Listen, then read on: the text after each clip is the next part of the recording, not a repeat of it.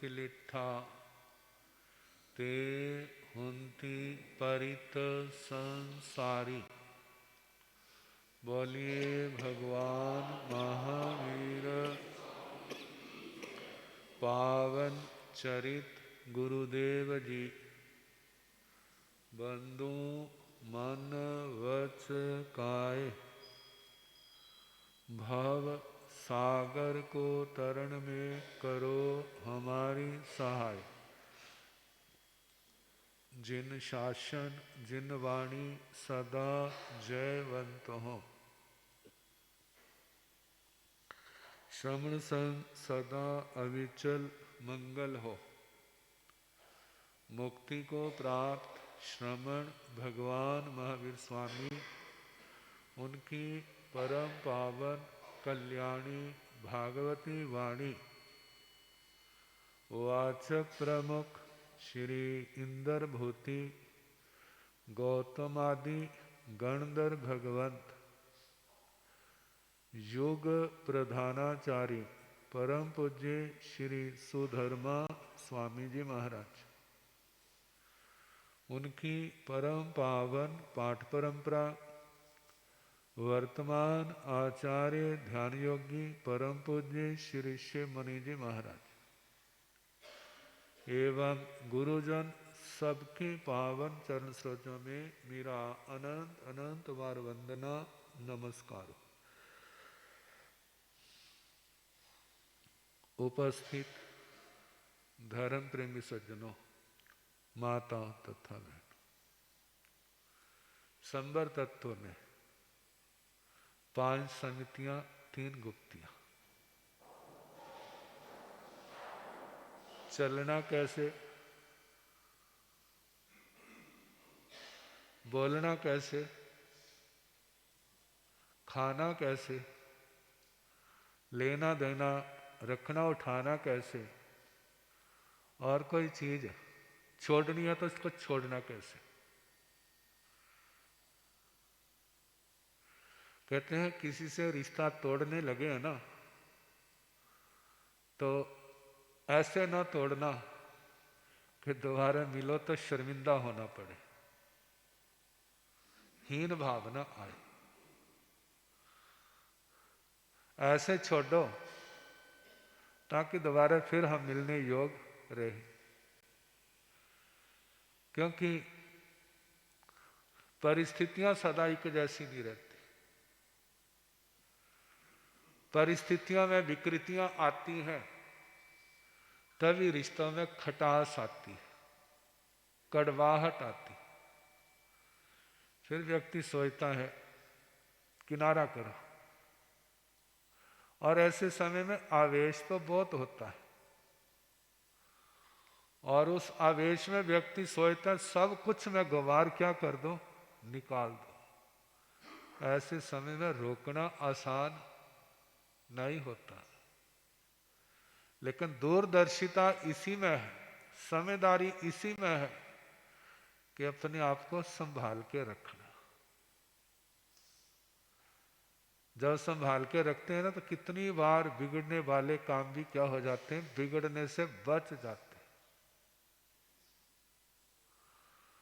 तो कोई चीज छोड़नी है, गिरनी है, परखनी है तो कैसे, उसके प्रति भी विवेक हो, समझ हो। अब 3 गुप्तियां हैं, मन वचन काया। देखने को आप इस समय बैठे हैं, केवल एक ही काम है, क्या करना, सुनना।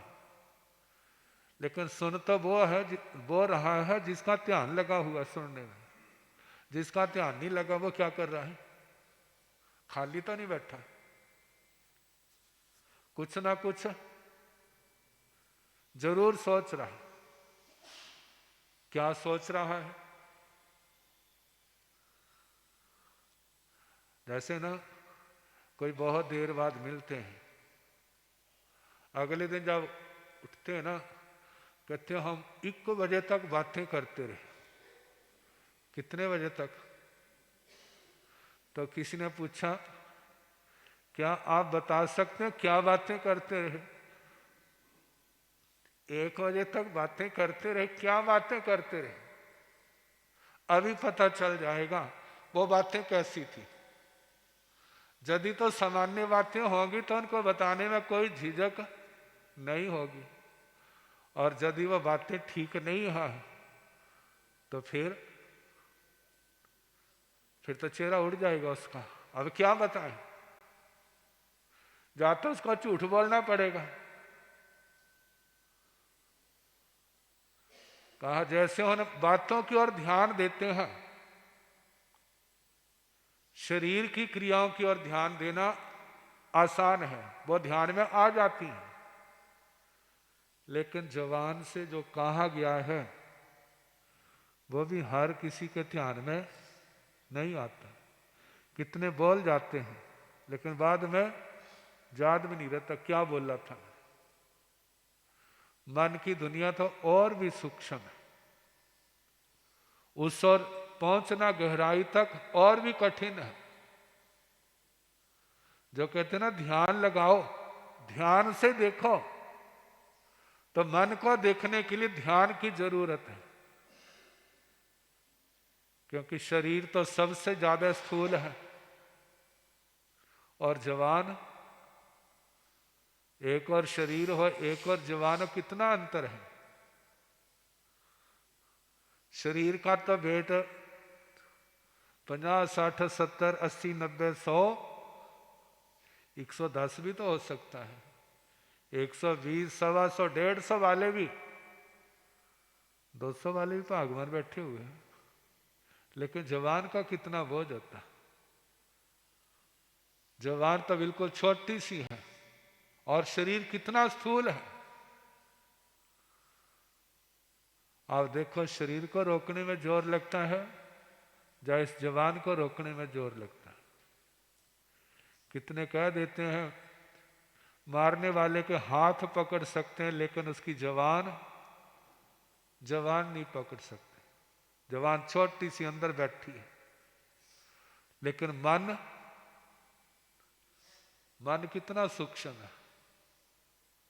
जवान तो फिर भी दिखाई देती है जीव, लेकिन मन तो किसी ने देखा तो बता दो। जिसने मन को देखा हो उसको देख लो, किसी ने मन को देखा हो कहते दिखता ही नहीं है। जिसको दिखता नहीं है तो उसको आप कंट्रोल कैसे करोगे? उसको वश में करने के लिए उतनी जागरूकता की जरूरत है।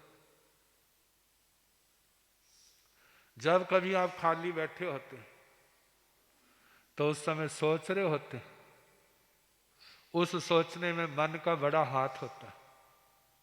क्या सोच रहे होते हैं?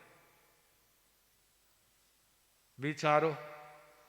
उस सोच में दया भी हो सकती है और उस सोच में हिंसा भी हो सकती है। उसके अंदर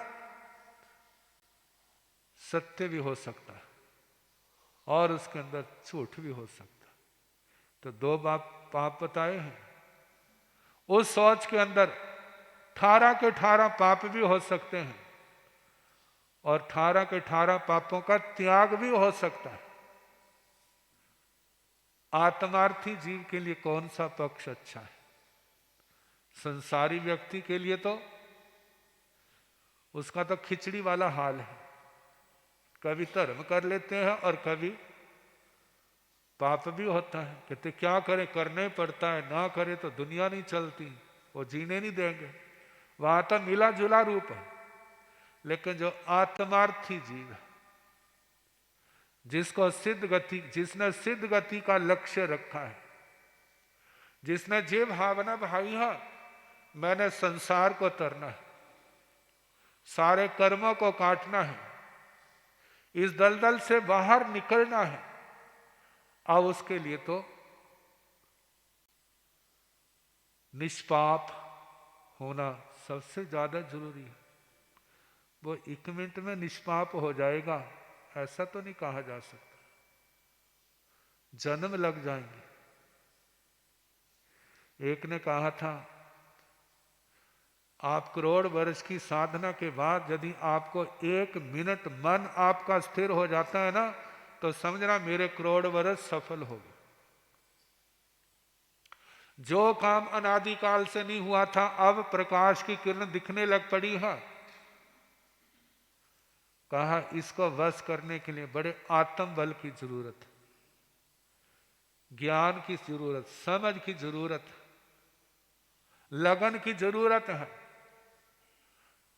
उसके साथ आत्म बल की जरूरत है। ये सब है तो हम कर सकेंगे, अन्यथा नहीं कर सकेंगे।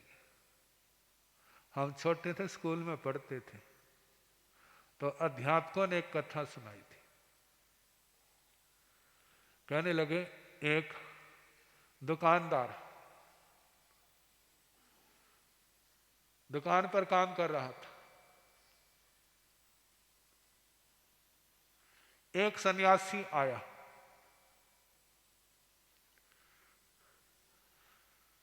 दुकानदार के मुंह से निकला, हे परमात्मा तेरी लीला बड़ी अजब न्यारी। तो उस बाबे ने पूछ लिया क्या बात? कहते एक समुद्र में बेड़ा डूब गया, एक समुद्र में बेड़ा डूब गया। कहते तेरे को कैसे पता चला? हमें सारी उम्र कपड़े रंगाए होगी, घूम रहे हैं, हमें नहीं पता चला, आपको कैसे पता चला? कहते मैं इस गद्दी पर बैठ के कभी झूठ नहीं बोलता। क्या नहीं बोलता? इस गद्दी पर बैठ करके कभी झूठ नहीं बोलता, और आज तक मैंने झूठ नहीं बोला, उसका प्रभाव है। आप देखो भला सबसे ज्यादा झूठ बोलने वाला स्थान कौन सा है? सबसे ज्यादा झूठ बोलने वाला स्थान कौन सा है? प्राय करके कहां बोलते हैं? ग्राहक आपसे दिन में कितनी बार झूठ बुलाते हैं? बोलते नहीं बोलते? कहते मैं जहां बैठ के झूठ नहीं बोलता। कहते मैं देखता हूं। अब बाबा बैठ गया वहां पर, मैं झूठ नहीं बोलूंगा। तो जानते हैं जो पढ़ता है तो उसकी परीक्षा भी तो होती है। इतनी देर में एक बहन अपने बच्चे को लेके आई, कहने लगी मेरे बच्चे को संभाल लो थोड़ी देर, मेरे को जरूरी काम पड़ गया जाना। उन्हें बच्चा क्या कर लिया, ले लिया। अब वो तो चली गई, बच्चा रोने लग पड़ा, बच्चा जोर जोर से रोने लग पड़ा। अब वो बच्चे को चुप कराता है, लेकिन बच्चा चुप होने का नाम नहीं लेता। फिर आप क्या कहते हैं, बच्चा किसके लिए रो रहा है? ले बेटे वो तेरी माँ आ रही है, बेटे तेरी वो माँ आ रही है, बेटे तेरी वो माँ आ रही है। कहते आ कहाँ रही थी? कहाँ आ रही थी वाला? वो तो नहीं आ रही थी। जिस समय कहा बेटे तेरी वो माँ आ रही है तो सेठ बैठा था, कहते तेने मेरी गद्दी अपवित्र कर दी। क्या कर दी? बाबे ने मेरी गद्दी क्या कर दी? झूठी बना दी। मैंने आज तक जहां बैठ कर झूठ नहीं बोला, लेकिन इसने आज ही बैठा और आज ही क्या कर दिया, आज ही झूठ बोल दिया। अब बाबा भी समझा इस झूठ से बचना क्या आसान है, कितना मुश्किल है। एक परिस्थिति आई, मैं उसका सामना नहीं कर सका, इस बच्चे को चुप कराने के लिए मैंने क्या बोल दिया? झूठ बोल दिया। बात तो आई गई होगी। भगवान कहते हैं सत्य क्या है? साक्षात भगवान। ये पांचों महाव्रत साक्षात भगवान है। यदि कोई आत्मा आपको भगवान के रूप में दिखाई दे रहा है तो वह झूठ के कारण नहीं दिखाई दे रहा। किसके कारण दिखाई दे रहा? उसके अंदर भगवान के दर्शन होते हैं तो इनके कारण, अहिंसा, सत्य, अस्तेय, ब्रह्मचर्य, अपरिग्रह, क्षमा, विनम्रता, सरलता, संतोष, समता, इनके कारण से उस आत्मा के अंदर भगवान के दर्शन होते। यदि ये नहीं है तो वहां पर भगवान के दर्शन नहीं हो। तो हमारा धर्म किसकी प्रेरणा देता है? इनको अपनाओ। जे है तो आप धार्मिक हैं, जे नहीं है तो कौन उसको धार्मिक कहेगा? कोई उसको धार्मिक कहने के लिए तैयार नहीं होगा। जे है, चाहे आप जैन हैं, चाहे आप अजैन हैं, जैनेतर हैं, एकदम आपकी जुबान में आएगा कि ये क्या है, सचमुच में संत है, ये सचमुच में क्या है, अच्छी आत्मा है। तो वो अच्छा किसके कारण बने? इस आचार के कारण बना। कहा जे आचार हमारे मन में भी आए, वचन में आए, शरीर के क्रियाकलापों में आए, जब इनके अंदर आएगा तो वह हमारी आत्मा के अंदर आएगा। जब आत्मा के अंदर आएगा तो हमारी आत्मा पवित्र होगी, हमारी आत्मा निर्मल होगी, पुराने पाप कर्म झड़ेंगे, दूर होंगे, नए पाप कर्मों से हम बचेंगे। कब? मन वचन काया की पवित्रता क्या है? काया की पवित्रता ये नहीं है 2 बाल्टियां ली है और साबुन की चक्की लगाई है, बार बार मसल करके नहाए हैं, कहते बस में हो गया शुद्ध। कहते शुद्ध कहां से? देखना अंदर कितना कुछ भरा हुआ है। ये शरीर कौन सी फैक्ट्री है भला? इस शरीर के द्वारा धर्म भी होता है, इस शरीर के द्वारा पाप भी होता है। अच्छा खाते हैं, लेकिन शरीर के द्वारों से निकलता क्या है देखना भी नहीं चाहते। ये शरीर क्या है? ये पवित्र कहां से है? पूर्व आचार्य ने कहा ये शरीर इतना गंदा है, क्षीर समुद्र से आप धोने लगो ना, वो पानी तो गंदा हो जाएगा, लेकिन ये शरीर पवित्र नहीं होगा। क्यों? कोयले को दूध से भी धोवो, क्या वो दूध जैसा बन जाएगा? वो काला ही रहेगा। ऐसे जो हमारा शरीर अशुचि पदार्थों से इसका निर्माण हुआ, अशुचि पदार्थों से जब दोनों का रज वीर्य का संयोग हुआ है, फिर उसके बाद कोई आत्मा आई है और उसके बाद शरीर का निर्माण होना शुरू हुआ। चाहे कितना करो, ये शुद्ध होने वाला नहीं है। संसार के साधनों से नहीं होगा। जो इसको शुद्ध करने वाले साधन है वो है ज्ञान, दर्शन, चारित्र, तप की साधना। ज्ञान, दर्शन, चारित्र, तप की साधना जब बहुत ऊंची बढ़ जाती है, जानते हैं एक बीमार हो जाए ना, कहते से जैसे कोरोना ने अच्छी तरह समझा दिया। अंतिम समय में माँ बैठी है, लेटी है मेरी, कहते बेटा आ जा, तेरा माथा चूमने का मेरा मन करता है। मानो बच्चा आने लगा है तो परिवार वालों ने एकदम पीछे खींच लिया। कहते इसको समझ नहीं है, तेरे को भी समझ नहीं है, क्योंकि इसके शरीर की इन्फेक्शन कहाँ आ जाएगी? तेरे अंदर आ जाएगी, और तू भी क्या होगा? साथ ही जाएगा जहां जे जा रही है।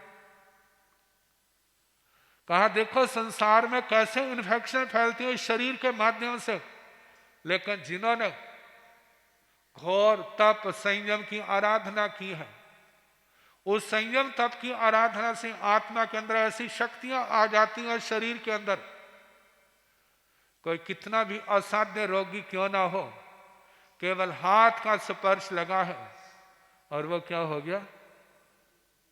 वो ठीक हो गया। किसके कारण से? केवल शरीर के साथ। लेकिन ऐसा शरीर बना कब है? कितने संतों के आते हैं, उसको कुष्ठ का रोग था। किसी ने कहा जब वो ध्यान करते हैं ना धूप में खड़े होकर के, उनके शरीर से पसीना निकलता है, वह जमीन पर आ जाता है। जब वो चले जाओ उस मिट्टी को अपने शरीर पर लगाना, और उसने लगाया और वो क्या हो गया? ठीक हो गया। तो इस गंदे शरीर को पवित्र करने वाला कौन है? जे धर्म ध्यान है। जे ना सोचना मारे ने बताया है आज मैं समायिक करूंगा फिर मेरा शरीर क्या हो जाएगा। एक समायिक से कुछ नहीं होने वाला। जिनके जो शक्ति आई है पता नहीं कितने जन्म उन्होंने साधना के अंदर लगाया है, तब ये शरीर क्या हुआ है, पवित्र हुआ है। जहां तक है उनके शरीर की मल मूत्र में उसमें भी क्या हो जाती है, वो शक्ति आ जाती है बड़े से बड़े रोगों को खत्म करने की। कहेंगे हमारा बताना आपने मेरे को, क्योंकि हमारे रोगी बहुत हैं। हम जाएंगे उनके हाथ लगवा लेंगे मत्थे पर, हम क्या हो जाएंगे, ठीक हो जाएंगे। कहा ऐसे योग ऐसे नहीं बैठते, बड़ा पुण्य का योग होता है। कहते हैं जिस आत्मा को तीर्थंकर भगवान गोचरी के लिए जिसके घर आते हैं तो उस घर का कितना भाग्य होगा, कितना पुण्य होगा कि एक तीर्थंकर भगवान तीनों लोकों की मानी हुई शक्ति उसके घर के अंदर किसके लिए आई है, भिक्षा लेने के लिए आई है। तो ऐसा उन लोगों ने पूरा जन्म में कितना पुण्य किया होगा जिसके कारण से ऐसा योग बना है। जहाँ ऐसे त्यागी विरागी संत आते हैं तो कितना उनका सौभाग्य होता है। जहाँ लब्धियों का वर्णन आता है, अक्षीण महानस लब्धि का वर्णन आता है। कहते इस लब्धि वाले किसी के घर गए और उन्होंने गोचरी ली और वो लेके चले गए। कहते जब तक जिसने वो गोचरी दी है जब तक वो खाना नहीं खाएगा, उस रसोई में से 1 लाख व्यक्ति भी भोजन क्यों ना कर जाए वो खत्म नहीं होगा। जो संत लेके पात्र में गया है जब तक वो संत स्वयं नहीं खाएगा, उस पात्र में से कितने साधु भोजन कर जाए वो खाना खत्म नहीं होगा। इसको कहते हैं अक्षीण महानस लब्धि। कहा जाता है श्री गौतम स्वामी जी महाराज जब 1500 तापस उनके पास क्या हुए हैं, दीक्षित हुए हैं, पूछा भाई क्या खाना चाहते हो। कहते मन तो खीर का करता है। क्या करता है? फिर मन के अंदर आया होगा हम 1500 और ये बाबा 1500 का ले आएगा वाला, 1500 का खाना वाला ले आएगा वाला। अब जिस समय गया तो छोटी सी पात्री में खीर मिली। कहते बैठ जाओ। अब वह देते जा रहे हैं और वह पेट भर के खाते जा रहे हैं। अब करते करते सबने खा ली, सबके पेट भर गए, लेकिन खीर फिर वैसी की वैसी। खीर क्या है? फिर वैसी की वैसी। कहते जी क्या माया जाल है, 1500 ने खा लिया और फिर वैसी की वैसी। अब उन्होंने खाया, उसके बाद क्या हो गई?